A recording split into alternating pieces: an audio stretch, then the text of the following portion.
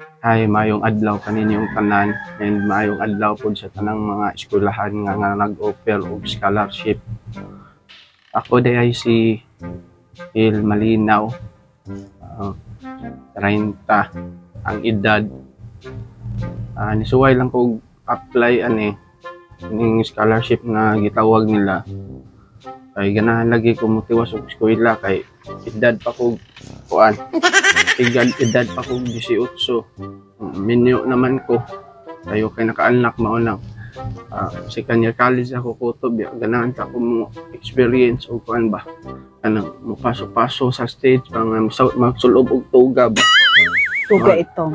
Mauna mag kuan mauna nang nanimpad sa taon ko nga base na imo dawat nako. Kay ganahan lagi ko makagraduate makatiwas og eskwela. Naamang ko trabaho ron kay siyempre naa na baya pagibuhi na akong duha ka anak pero ganahan jud lagi ko nga makagraduate jud kog tiwas unya kanang naamang ko trabaho niya ang sweldo nako sakto ra man sad unya okay ra ta to kung mo abag-abag akong asawa di naman kalakaw ako asawa gud kimpang naman ay pagtawa ay Gabi sa pangil, oy. Gabi ay sa pagkatawa kimpang. ay pagkatawa ba Uy, pa makakil, oy. dali oy Makahilak dali, mo oh. sa ng kimpang, oy. dali Hindi mo man na, eh.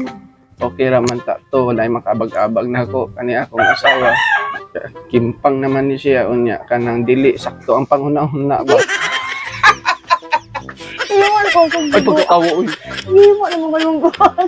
uy ali mo ali uy Dali. Sabo, oy, makahilak sa ng buang, oy. kung ano god ni siya god kanang walay sakto panghuna-huna kanang masuko ug kalit bisag waon sa Jalan. Dali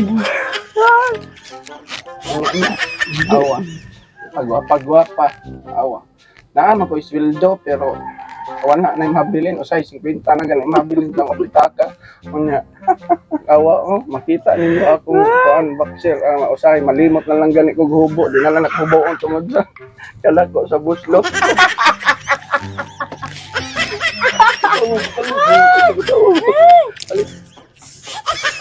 na siya Mabiyo, nasad niya Kunya. mga, oy. manindot yun ni iyang buot basta kung sweldo na